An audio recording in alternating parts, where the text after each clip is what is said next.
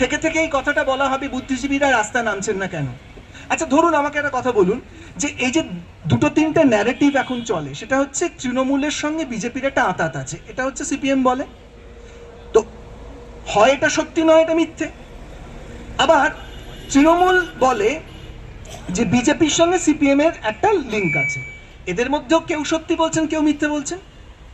এবার আমি যদি তর্কের খাতিরে ধরে নিই দুটো তথ্যই সত্য, অর্থাৎ লোয়ার লেভেলে গ্রাসরুট লেভেলে সিপিএম এর সঙ্গে বিজেপির আঁতাত আছে, আবার জাতীয় স্তরে রাজ্য স্তরে তৃণমূলের সঙ্গে বিজেপির আঁতাত আছে।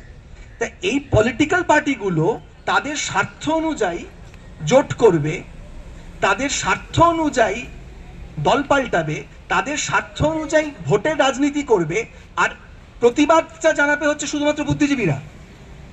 তা আমরা যে প্রতিবাদ জানাবো, আমাদের প্রতিবাদের ফসলটা ওরা ঘরে তুলবে, সমস্ত রাজনৈতিক দলগুলো,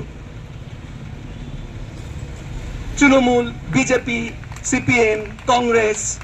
আচ্ছা আমি না মানে কমিউনিস্ট পার্টি বাড়ির ছেলে, ছোটবেলা থেকে আমি শুনেছি বড়নগর, কাশীপুর, আমাদের থিয়েটারে কত অসংখ্য নাট্যকর্মীরা কংগ্রেসের হাতে খুন হয়েছেন।